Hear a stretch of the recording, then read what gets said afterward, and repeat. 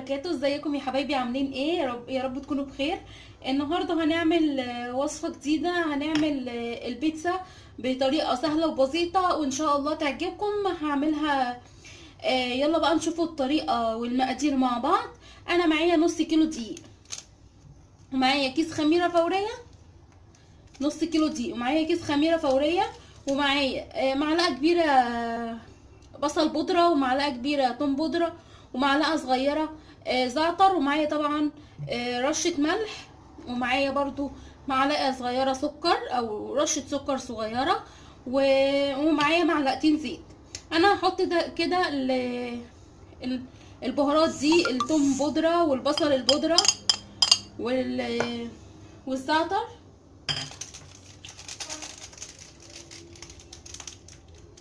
واحط كيس الخميره،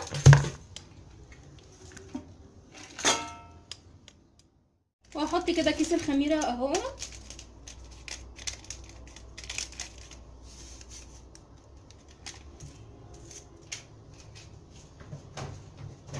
واحط رشه الملح، وبرده هاخد يعني حاجه بسيطه كده سكر عشان الخميره، يعني معلقه اهي سكر عشان الخميره، واقلب بقى كل ده كده مع بعضه.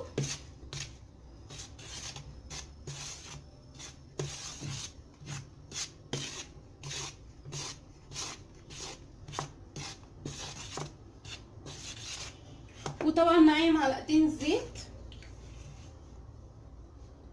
معلقتين مش اكتر.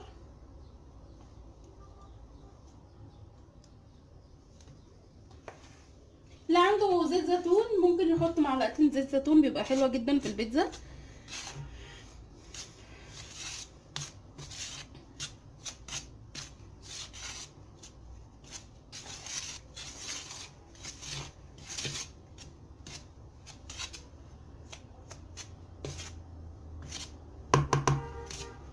بس كده. ومعايا بقى طبعا الميه، هعجن بالميه. الميه تكون دافيه، مش ولا سخنه ولا ساقعه طبعا، عشان احنا الجو ساقع.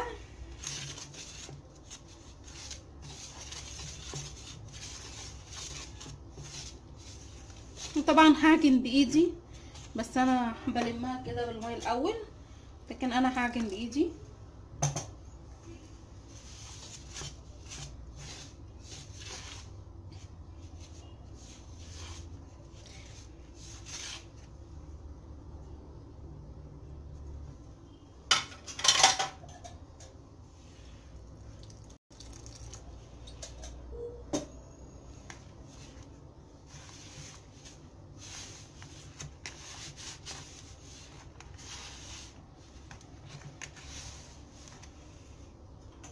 طبعا احنا مش هنقوله كميه الميه، لان كل طبعا بيختلف عن التاني، فحسب ما تشوفي انتي العجينه في ايدك.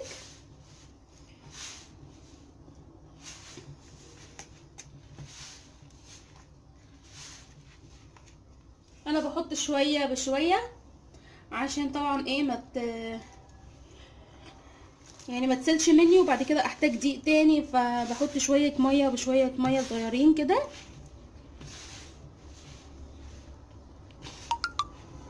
اهو بالمنظر ده. ومن نجاح طبعا البيتزا ان احنا بنعجن العجينه كويس جدا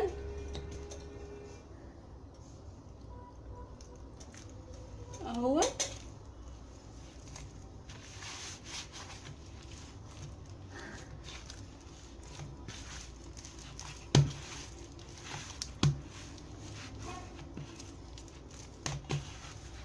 هي متهيألي كده مش هتحتاج ميه تاني.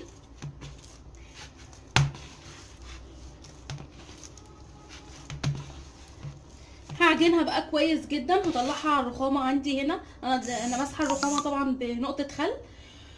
هطلعها على الرخامه وهعجنها كويس جدا، وهرجع لكم. كده انا دعكت العجينه كويس يا بنات، عجنتها كويس جدا اهي. بصوا بصوا مش بتلزق في الايد. هسيبها بقى تخمر، وهغطيها بورق استريتش يعني، وهسيبها تخمر، وبعدين نرجعوا نكملوا المقادير الطريقه مع بعض. بصوا يا حبايبي ما شاء الله، بصوا العجينه خمرت ازاي ما شاء الله عليها.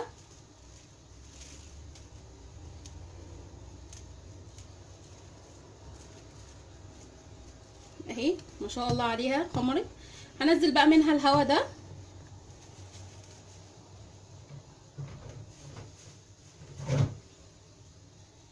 ده شكل العجينه. انا بقى هقسمها كده كور. انا هعملها على 3.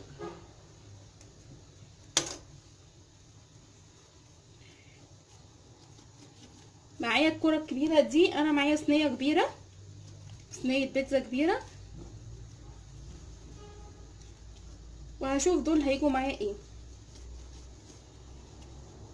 طبعا ده من الزعتر.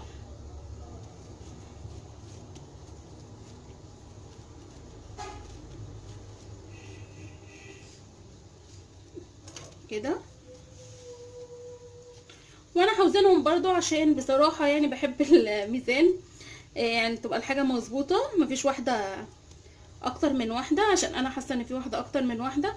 فانا هوزنهم بقى وهظبطهم وارجع لكم.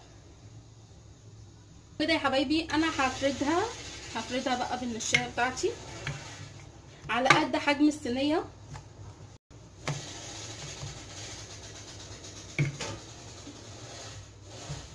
اللي عندي طبعا افردها ما تبقاش حته مثلا عاليه وحته واطيه، افردها كلها سوا واحد يعني.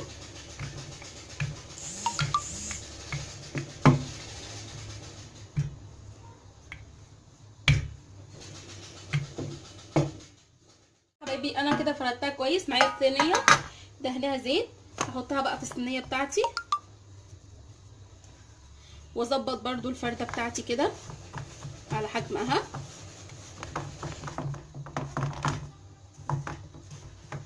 بالمنظر ده. وهي كل ما ارتاحت معايا العجينه كل ما اتفردت معايا كويس اهو.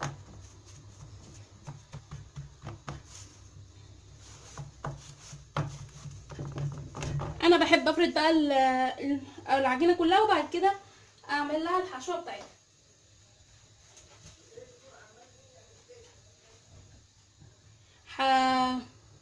برضو معايا اهو هرش دقيق اهو كده. دي الصينيه الكبيره بقى بتاعتي، هفردها برضو بنفس الطريقه كده. انا برضو فردتها، هاخد بقى العجينه بتاعتي برضو ومعايا الصينيه هفردها فيها برضو كويس واظبطها برضو على حجم الصينيه بتاعتي بالمنظر ده. هي لما برتاح بجد بتفرد كويس معايا كده. تعالوا نعملوا الصلصه بقى.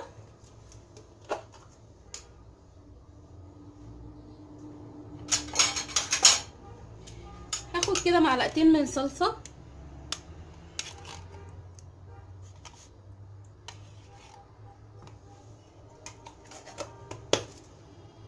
انا ما بعملش غير الصلصه دي. ومعايا معلقه، حطيت معلقتين صلصه، ومعايا معلقه توم بودره، ومعايا معلقه بصل بودره صغيرين،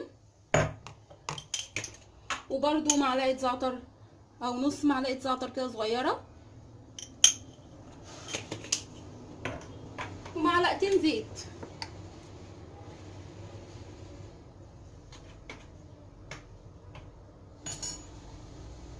كله كده مع بعضه بمعلقتين الزيت.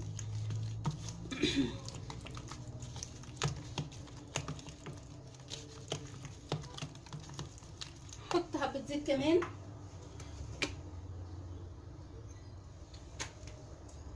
يعني كده تقريبا بتاع 3 معالق زيت بس كده.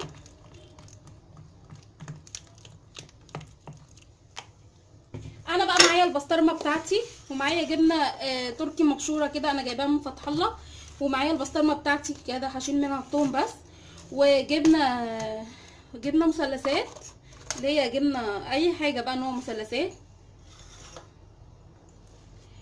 ومعايا الزيتون. انا بقى هجيب كده انا بعمل كده اهو انا معايا اعوذ بالله من كلمه انا، معايا الصينيه اللي فيها العجينه كده، البيتزا، عجينه البيتزا. هخرمها كده بالشوكه.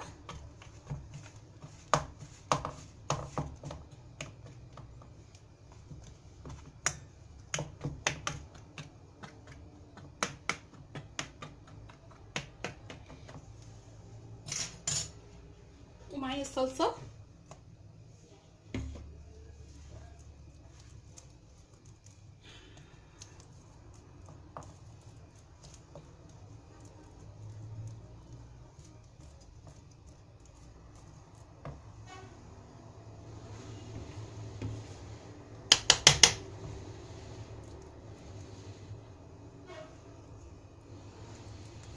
اهو كده دهنها بقى كويس، دهنها الصلصه كده كويس. انا مش بحط لها طماطم، اي نوع بيتزا انا بعمله مش بحط لها طماطم. انا النهارده هعمل بيتزا جبنات مشكل جبن، وهعمل بيتزا بالبسطرمه. انا معايا جوزي بيحبها مشكل جبنه، وانا بقى بحبها بالبسطرمه، وانا والدتي، فهعملها ايه بالبسطرمه ومشكل جبن.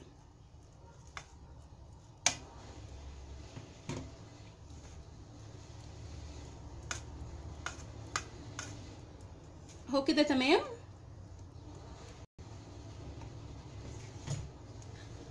هحط هرص الفلفل بتاعي.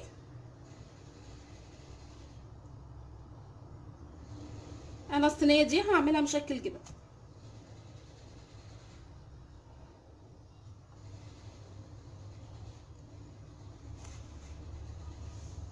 وهحط كده الجبنه اللي هي المثلثات، انا بقطعها كده واحطها كده. انا بحط لها جبنه تركي، وبحط لها جبنه طبعا الموزاريلا طبعا الاساسي في البيتزا، وبحط لها الجبنه المثلثات دي. في ناس بتحط جبنه ريكفورد، وفي ناس بتحط مشكل يعني جبن تاني، بس انا بحطها كده بتطلع بصراحه خطيره. انا معايا زوجي ما بيحبش الجبنه ريكفورد، فانا بكتفي يعني بالجبنات دي كده، وبصراحه بتطلع طعمها خطير في الاخر. جربوها وان شاء الله هتعجبكم. او انا بمسك مثلث بقسمه كده، بعمل كده وبوزعها. هكمل انا عشان وقت الفيديو ما يطولش وبعدين ارجع لكم. كده يا حبايبي انا حطيت الجبنه، انا حطيت بتاع 7 قطع. احط الجبنه بقى التركي، هو المفروض فيه زيتون بس انا هحطه في الاخر.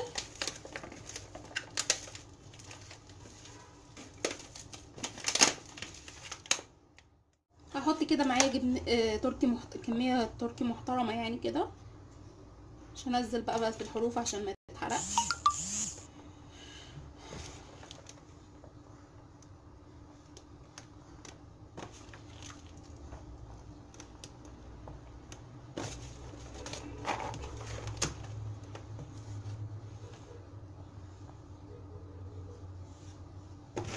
ممكن قطعة يعني مش شرط المبشورة يعني، مش بس هي كان وانا كنت في فتح الله لقيتها مبشورة فقلت اسهل لي يعني.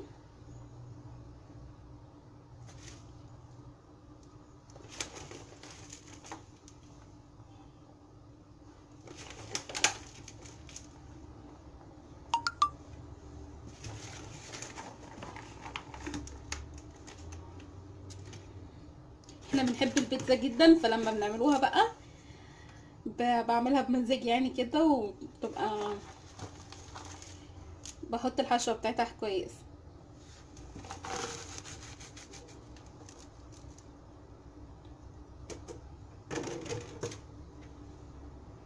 كده بقى انا هستنى بس احط الزيتون، لان انا بعت اجيب الزيتون، فهستنى احط الزيتون وبعد كده هحطها في الفرن تستوى، بس العجينه تستوى، وبعد كده هحط الجبنه الموزاريلا. خليكم معايا.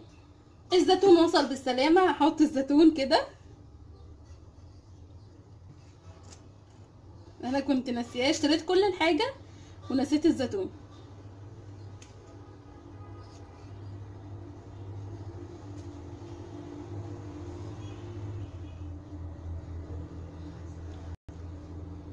احطها بقى في الفرن لحد ما احس ان العجينه استوت، وبعد كده اطلعها بقى، احط الجبنه الموتزاريلا عشان ايه تكون حلوه كده وبتشد وبتمط. اوريها لكم بقى بعد ما تطلع، ونحط الجبنه مع بعض. اقول لكم يا حبايبي ان احنا بنحط البيتزا على نار عاليه عشان ايه تستوي معانا كويس. انا كده هفرد برضو دي بقى اللي انا هعملها بالبسطرمه، برضو كذلك هخرمها كده بالشوكه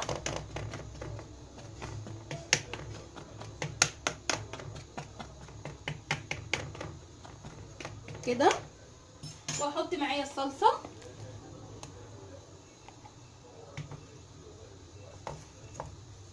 وافردها كويس.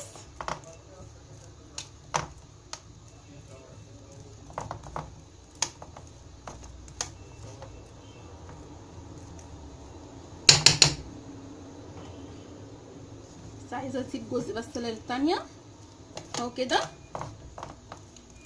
البيتزا انت ممكن تعمليها بالحشوه اللي تريحك واللي بتعجبك واللي انت بتحبيها والمتاحه عندك.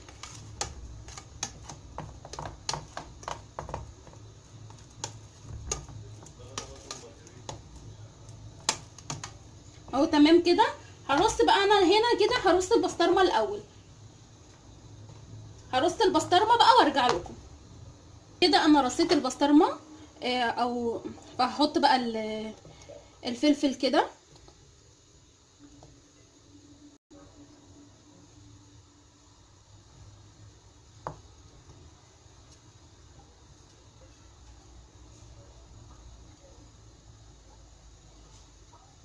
اهو كده. هحط الزيتون بس مش هكتر بقى عشان الزيتون بيبقى حادق والبسطرمه برضو ساعات بتبقى حادقه اهو كده تمام. هحط شويه جبنه بس بسيطه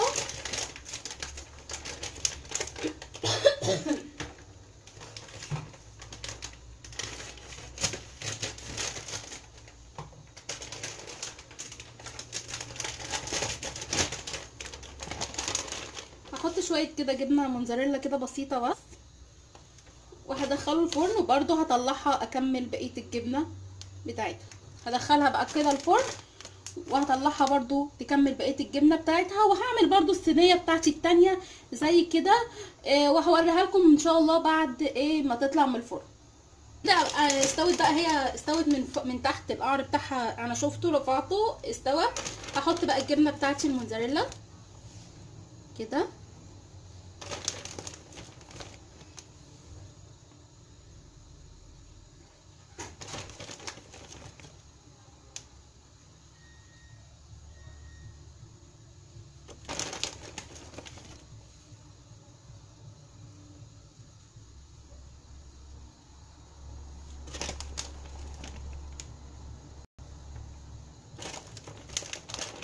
نحاول بس نظبط ما يجيش على الحرف عشان ما يتحرقش مننا ويسيح.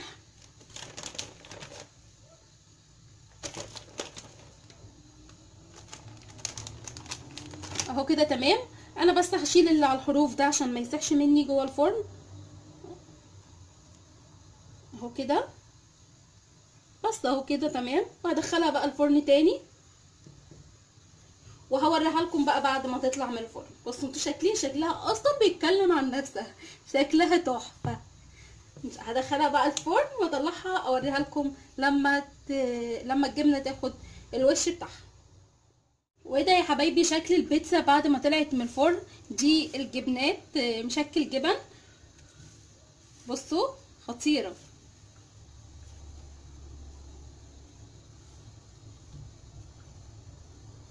وده شكل بيتزا البسطرمه بعد ما طلعتها برضو من الفرن. بصوا جميله ازاي، والجبنه طبعا هتبقى سايحه وجميله. يلا بقى نحطوها نقدموها مع بعض، خليكم معايا. بصوا يا حبايبي